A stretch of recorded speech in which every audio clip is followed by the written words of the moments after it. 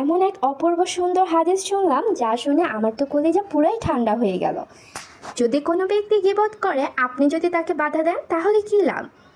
রসুল পাক সাল্লাল্লাহু আলাইহি সাল্লাম বলেছেন, যদি কোনো ব্যক্তি গীবত করে তুমি যদি তাকে বাধা দাও তাহলে আল্লাহ রাব্বুল আলামিন তোমাকে জাহান্নাম হতে বাঁচিয়ে রাখবে।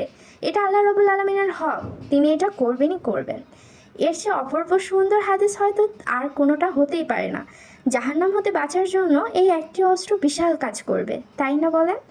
ওকে, শুরু করা যাক। আজকে আমি কোথায় যাচ্ছি? আজকে আমি এক অদ্ভুত সুন্দর ঠান্ডা স্থানে যাচ্ছি। গরমে কলিজা প্রায় গরম গরম হয়ে গলে যাওয়া অবস্থা। এত কষ্ট হচ্ছে না, কিছু ভালো লাগছে, খাওয়া দাওয়া হতে ঘুম, কোনো কিছুর মধ্যে শান্তিই নেই। হঠাৎ হঠাৎ কারেন্ট চলে যাওয়া, এগুলো তো রয়েছেই। আমার কাছে ফোন আসলো যে এমন এক জায়গায় সন্ধান যেখানে কিনা অনেক বাতাস, অনেক ঠান্ডা, প্রকৃতিটা অনেক সুন্দর। তারপরে আর কি, আমি সেই